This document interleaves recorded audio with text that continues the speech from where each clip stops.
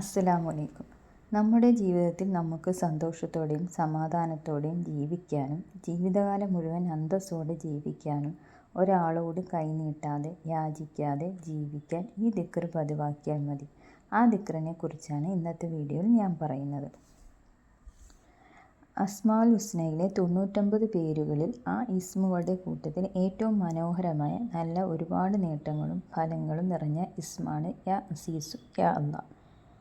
നമ്മുടെ ജീവിതത്തിൽ ഐശ്വര്യമുണ്ടാകാൻ യാ അസീസു യാ അല്ലാ എപ്പോൾ ചൊല്ലണം, എങ്ങനെ ചൊല്ലണം, എത്ര പ്രാവശ്യം ചൊല്ലണം എന്ന് മഹാന്മാർ പഠിപ്പിച്ചിട്ടുണ്ട്.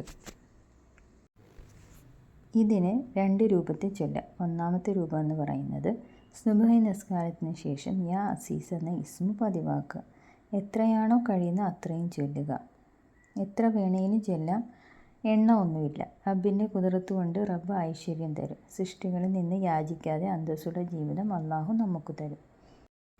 രണ്ടാമത്തെ രൂപം എന്ന് പറയുന്നത് ഒരാൾ സുബഹി നിസ്കാരത്തിന് ശേഷം 41 വട്ടം യാ അസീസു യാ അല്ലാ പതിവാക്കി പോന്ന സൃഷ്ടികളിൽ നല്ല ഐശ്വര്യം തരും.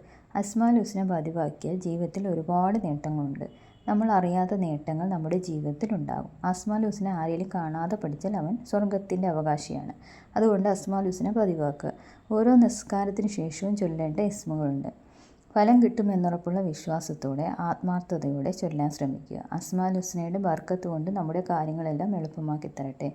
ആമീൻ. അസ്സലാമു അലൈക്കും.